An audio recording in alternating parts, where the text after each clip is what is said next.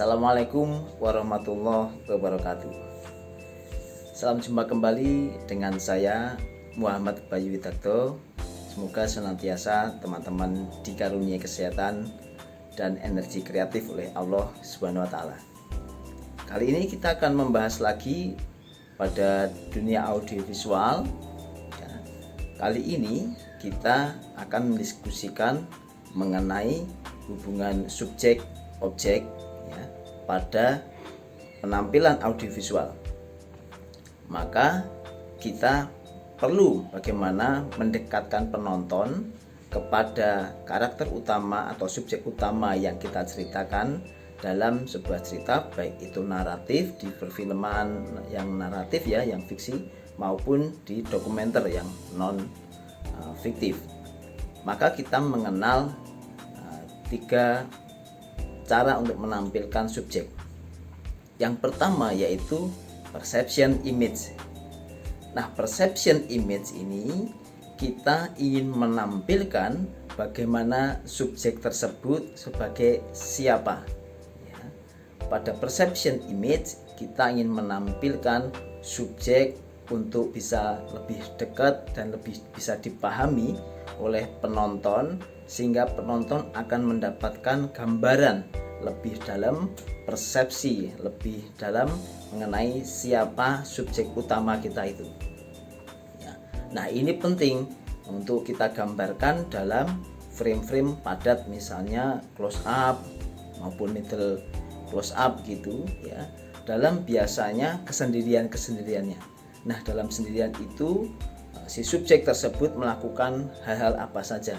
Kalau subjek tersebut biasanya misalnya penulis atau mereka yang biasanya bergulat dalam dunia akademik, kita gambarkan dalam adegan membaca atau menulis dengan background misalnya koleksi-koleksi buku di belakangnya, atau aktivitas-aktivitas apa saja yang bisa menggambarkan atau mendekatkan persepsi penonton kepada siapa subjek tersebut.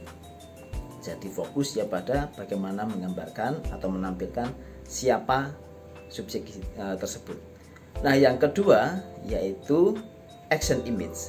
Nah, di action image ini kita tidak sekadar menggambarkan siapa subjek tersebut seperti pada perception image yang tadi, tetapi di action image kita menambahkan predikat pada subjek, sehingga aksi-aksi yang dilakukan subjek biasanya bisa saja kita akan elaborasi dengan bagaimana aksinya atau interaksinya dengan subjek yang lain, interaksinya dengan objek-objek yang lain.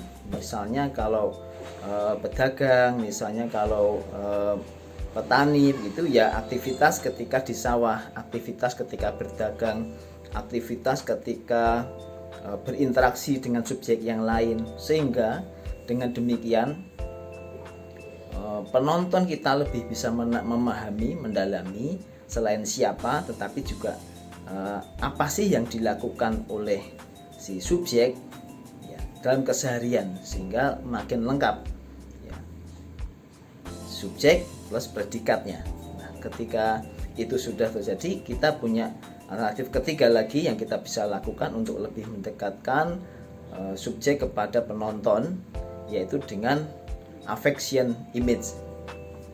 Affection image ini memberi penekanan pada bagaimana impresi, bagaimana ekspresi, bagaimana sikap, hal-hal apa yang kita kenali dengan emotion atau rasa dan kita tampilkan melalui audiovisual. Nah, maka dari situ hendaknya kita bisa menampilkan subjek dengan ketertekanannya, subjek dengan effort-effortnya. Jadi penonton tidak sekadar mendapatkan atau mendengarkan apa yang disampaikan si subjek hanya sebagai kalimat-kalimat berita keterangan saja, tetapi juga mendapatkan emotion, mendapatkan impresi, kesan apa yang sedang dirasakan oleh si subjek. Dengan demikian harapannya konflik batin yang tidak terlihat maupun konflik yang bisa dilihat melalui audiovisual itu secara lengkap bisa dipahami oleh penonton, dan dengan demikian cerita dari film kita itu secara storytelling menarik untuk dinikmati oleh penonton. Demikian saya kira yang bisa saya bahas untuk kesempatan kali ini, yaitu perception image, action image, dan affection image. Semoga bermanfaat buat kita semua, dan semoga senantiasa teman-teman diberi kesehatan dan kebahagiaan oleh Allah Subhanahu wa taala. Demikian saya pamit dulu. Saya Muhammad Wahyu Tagdo. Assalamualaikum warahmatullahi wabarakatuh.